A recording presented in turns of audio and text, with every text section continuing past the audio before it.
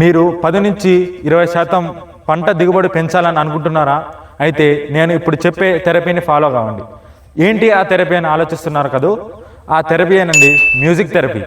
మధ్యప్రదేశ్లోని సాగర్ జిల్లాకు చెందిన యువ రైతు అర్జున్ చౌరాసే చెబుతున్న మాటలు ఇవి. తాను పంట పొలాలకి సంస్కృత సంగీతం అందిస్తూ 10 నుంచి 20% అధిక దిగుబడి పొందుతున్నానని చెబుతున్నాడు. ఇందులో ఉన్న సైంటిఫిక్ రీజన్ ఏంటి అని ఆలోచిస్తున్నారు కదూ? మనం గతంలో చూసినట్లయితే పంట పొలాల పైన తుమ్మెదలు వాలుతూ ఉంటాయి. అప్పుడు వాలినప్పుడు హమ్మింగ్ అనే ప్రాసెస్ ద్వారా నాట్యమాడుతూ ఉంటాయి. అవి నాట్యమాడినప్పుడు పంట దిగుబడి పెరుగుతూ ఉంటుంది. దీన్ని దృష్టిలో పెట్టుకుని అర్జున్ చౌరాసా తన పంట పొలాలకి వివిధ సమయంలో సంస్కృత సంగీతాన్ని అందిస్తున్నాడు.